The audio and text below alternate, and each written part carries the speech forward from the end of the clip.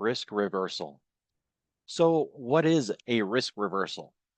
This is a unique concept in the market that you can do either with or without stock. It's an options trade. It has connections to volatility models, so you'll often have that as another confusing model. And it's been an argument in contention for a lot of years now between arbitrage and quants who focus on, all the different aspects of a risk reversal, from the tools, the model, the skew, the trade done in only options, and then the trade done with options and stock. In this video, we really want to just keep it focused on the options trades and not the volatility tools and skew models. All right. So for this video, the risk reversal that we're going to focus on is the options trade. And I'll show you how it's derived either as a standalone options trade or if you are using stock within that trade. Let's build one first. So we'll just go over to options and we'll consider your typical kind of off the cuff risk reversal trade. We would sell a put and we would buy a call, and that would be a risk reversal. Okay. Now, you could flip that around and you could go the other way. So you could sell a call and you could buy a put. That would also be considered a risk reversal. When we build those, we want to have an idea of the logic behind it. Like, what does the risk model look like? If we think about this concept, options always have a very uniform risk model. So for an example, if I just buy a call, we'll throw that over into the analyzer. That's what a call risk model looks like. It's very, very simple, uniform. They always look this way. Or if we were to do something like a call debit, then it will always have this shape, something that looks a bit like that Z pattern, right? You got above zero, below zero, break even lines. They always look this way. If we add another one, then, it'd look like an iron condor. Butterflies always have their shape. So we always want to know, hey, what's the shape of the model for whatever trade it is that we're considering? In this first one, I'll turn this one on. This is a 600, 610 risk reversal. I have a long call and a short put. All right, this is the first one that I showed. So imagine I sell a put and I buy a call. When I sell a put, I want the stock price to stay above that. You could say that's bullish. I would say it's more of a bullish neutral, but either way, the stock needs to stay elevated and close above 600. Mildly bullish. And then I bought a call. Well, in that case, I need price to move now, because if you buy a call, you want to see that call increase in its price. And the way that that's going to happen is when the stock moves. All right. So if we model that, the trade would start to lose money if we really start threatening that put. If I sold a 600 strike put and price falls below that, then I'm going to start to lose money, right? I'm going to lose money from two things. One, that call that I bought, it's going to go to zero. I'm going to lose all the money on that call. And then I'm short a put, and that leaves me exposed to having to buy the stock, right? So in this example, when we think about what does a long call offer me and what does a short call offer me, when you sell a call, then you're obligated and somebody else has rights. They have the right to call away your stock. And if you're the one selling the call, then you could lose that stock. Well, if somebody puts the stock at me and then somebody else calls the stock away from me, then both sides are covered, right? Not necessarily, but that would be the idea. In this scenario, if the put is losing and the call is losing, nobody's going to call away your stock. That leaves you exposed to getting stock put to you. And that's why we got to consider the risk of that put. But this is the shape of the trade. And what you would really want to focus your attention on is this area here where it's kind of flat. You're sitting in a little bit of profit there, but the stock really has to make a move or you're not going to see profit. And on the other side of that, it has to drop down before you really start to see loss. So this is a simulated stock position. It represents just like stock would. The only difference here is if it was truly stock, there wouldn't be this flat area, right? If it was stock, it would just be a straight line all the way across. So let's look at what stock actually represents on the risk graph here. We'll hide that combo and we'll just look at 100 shares of SPY. That's the orange line there, or the yellow line. And that's what it would look like if we bought stock. There's no flat area. If we buy it and the stock price falls, we'll go into loss. And if we buy it and the stock price rises, then we'll go into profit. This doesn't give any room for, the side-to-side day-to-day actions. And if we're, maybe expecting a little volatility today, but we just want that peace of mind, or if we don't have, the capital to go out and buy 100 shares of stock, then we could do this trade, which is where we put on that synthetic instead, right? So this is very much like having the stock without having to have the stock. Now, if we want to protect a trade, this is short SPY. So instead of having 100 shares long, imagine that we have 100 shares short. We also have a trade for that. We have the risk reversal shaped like this, right? That orange line is still there, kind of representing if I'm short SPY, how will I make money? Well, when SPY falls, then the short that I'm in would begin to profit. If I didn't short the stock, but I had on a risk reversal like this, then the trade will make money in that sideways area. And as long as SPY don't rise too high, then I'll get that credit. But if we really break down, then I can make some really good moves, right? Some really good money on a downward move. So this is a way to short a stock when you don't have the capital to do that. And, some stocks, they're hard to borrow or they're just really expensive. And to short them, they want, a lot of money for whatever reason.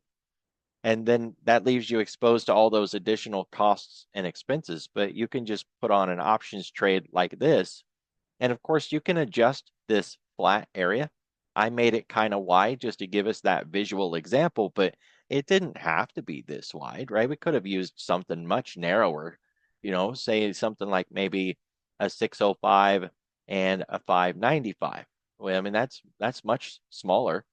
And as you can see, it's reduced how long that flat area was, right? So if we pair these together with a trade, like perhaps I'm in, let's first just look at a long stock trade, because I think, retail, especially the kind of retail traders that are still in their learning mode or growth mode, they tend to buy shares more often than they sell shares to open a trade. Imagine we're long in a stock, we've got 100 shares, and we put on a trade like a risk reversal. Now, what happened to the trade there? The P&L is flat, stuck at minus 11. We've essentially removed all risk in that trade, right? Oops, that was the wrong one. Let's do it this one. So in this one, we have 100 shares and we add that combo. What does that look like to you? That is a vertical, right? So we have a synthetic vertical here because we took this trade and we put it on a trade where we owned long stock. And now, sure, we've capped our upside on that stock, but we've also capped our downside on that stock.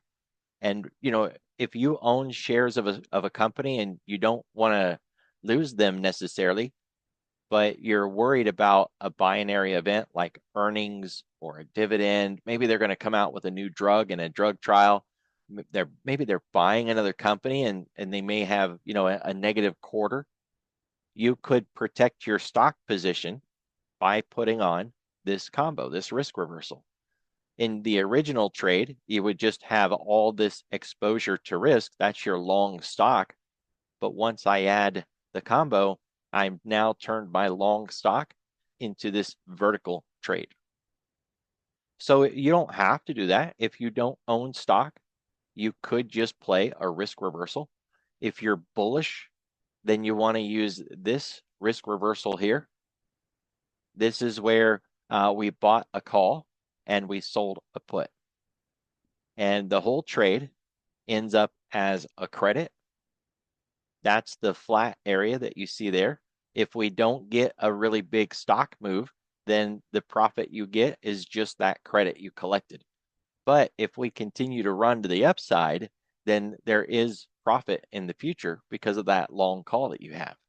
Okay, so you can run this trade either to protect the stock position, or with no stock at all, you can run this trade just to have the potential to make profit on a move. And if we don't move, but we don't really break down, then you don't lose. So that's the long trade. If we look at the short trade, we have this one, and it's the same thing. Sideways flat area. The credit you collect is the amount of money that you'll get if we just hold sideways and we don't get a big move up or down. This one is threatened by an upside move. So in this case, if SPY continued to run higher and went above the break even, we would start getting into losses. But if we broke down, the more we fall, the more this trade will make money. The reason behind that being that we have a long put and a short call. The short call will profit because we never challenged it to the upside. So we have that credit. And then the long put is making money because the more we fall, the more the put increases in value. So it's a really complex trade because of the different approaches to it. You have the trade when we add shares to the entire thing. And then you have the trade if we're not using any shares at all. Here's the most confusing part. If I'm short a stock, meaning I'm going to make money if the stock falls, I would use the bullish risk reversal to turn it into something equivalent to like a short trade using a vertical, right? Like I bought puts, like a put debit spread or a bear put spread, I think they would call it. So you see how confusing that would be, that we're using the bullish combo on a short stock position to end up with a short vertical position. That would be one reason why a lot of people find even the language of the risk reversal confusing. Because if we don't have the stock, then we would use that combo to be long the market. But if we're short the stock, we would use that combo to help protect our short position. So it's really crazy. Same thing the other way around. If I'm long the stock and I want to use a risk reversal, then I want to use the bearish version so that it turns my long stock into like a long call vertical position. It's really crazy, but it is effective. It's very effective on the idea that a lot of times we're not sure we're going to get that big stock move, right? Like, oh, it's on support. Maybe it's going to break out. Maybe it's just going to stay there on support. And so what happens, a lot of times we'll put on an at the money put spread or something like that. We'll sell to open, and that's okay. But then you have all that volatility because you're building it, near the money or at the money, and you get all of that really negative gamma and just the volatility and the P&L whipping around. But if you was to do this one, well, SPY can fall quite a ways and you still wouldn't even be in the negative yet, right? You would still be holding around that 7 cents in credit, 8 cents, right? when I built this earlier, it had a lot more in it, but you get the idea that there's a lot of room here. And we're going to widen it out a little bit just to have, I think I made it maybe a little too wide to the downside. We'll widen it out so we can see some credit in this thing. There we go. 76 cents in credit. It's not fantastic, but you can see how wide this is. And so we put it on, and if we don't get that big move, we get 77 cents and we move on to the next trade later.